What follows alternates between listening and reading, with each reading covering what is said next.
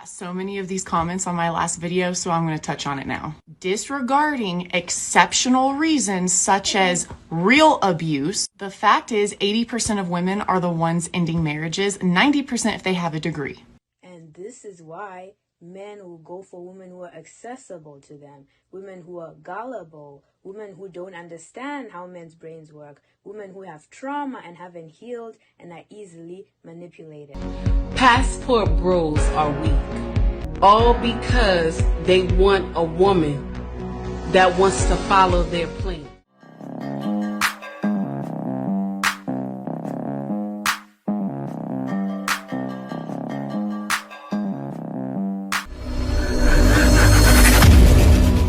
Welcome back to More to Life. Before I get into this video, I ask that you like, comment, subscribe.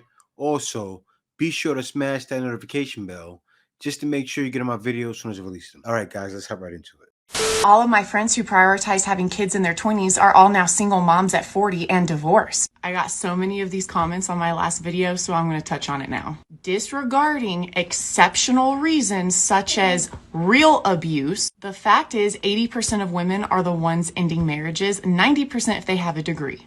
Now, I've known about this statistic way before Jordan Peterson started popping off, and unfortunately it was due to my own research because I saw how many of my female friends were leaving their husbands. I'm very tired of this victim mentality that has manifested within the female realm. It is hard for me to have empathy for single divorced moms when 90% of the time they are at fault for it. It is completely self-inflicted. I'm also coming from a place of self-critique because, believe it or not, just like every woman in America, I have succumbed to some of those thoughts.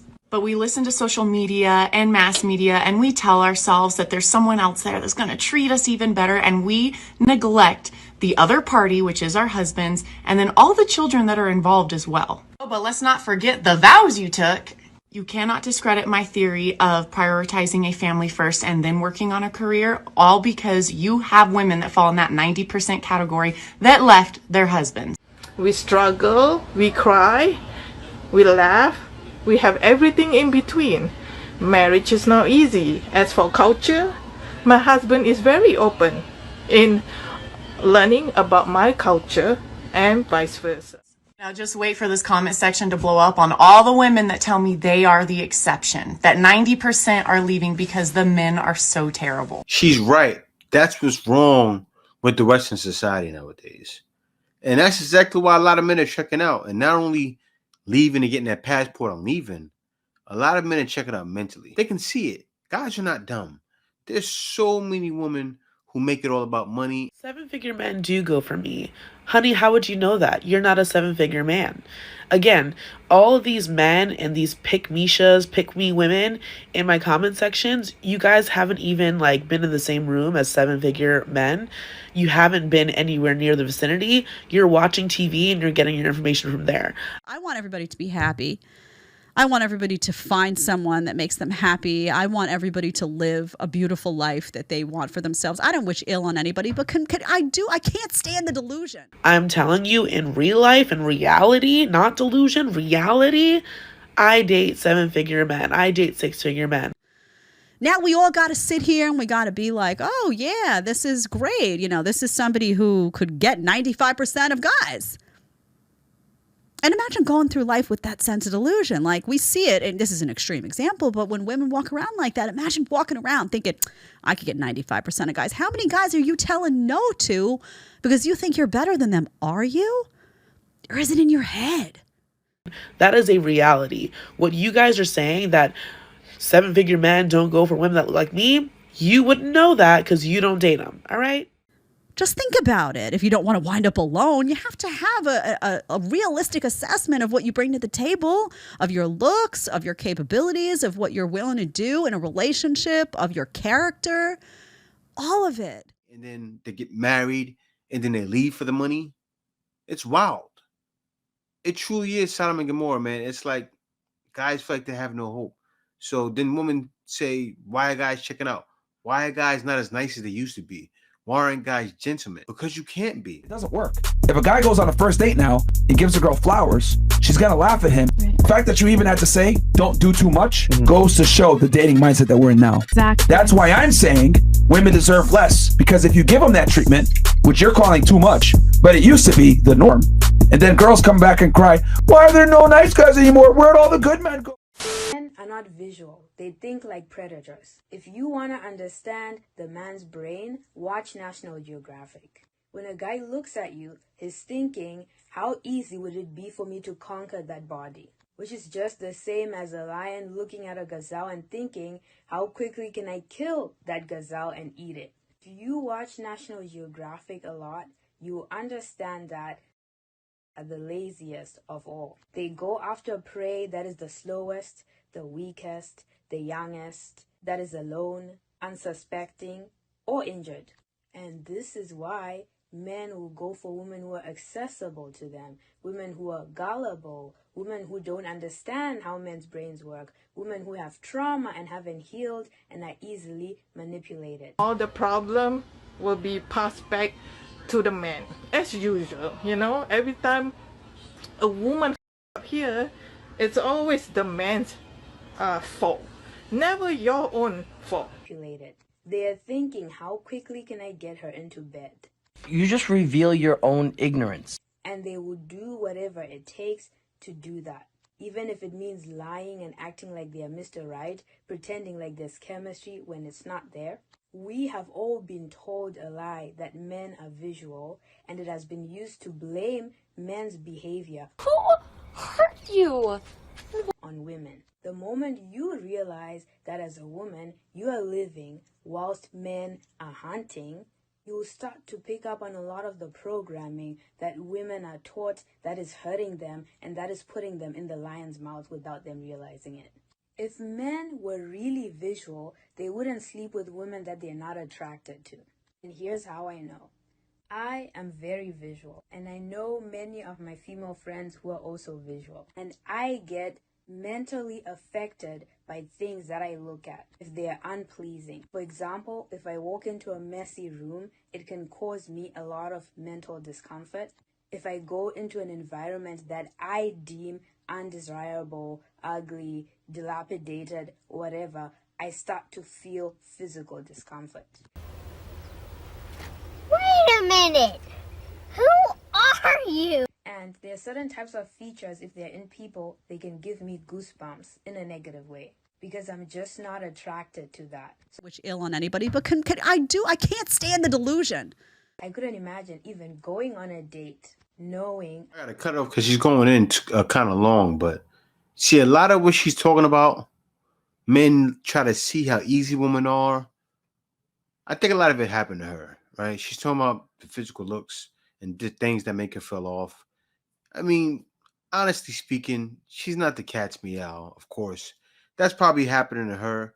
But usually what's happening, it's really the other way around nowadays. Believe it or not. Women are actually the hunters. Sad that it's that way. She must be talking about in Africa. She comes like where she's from.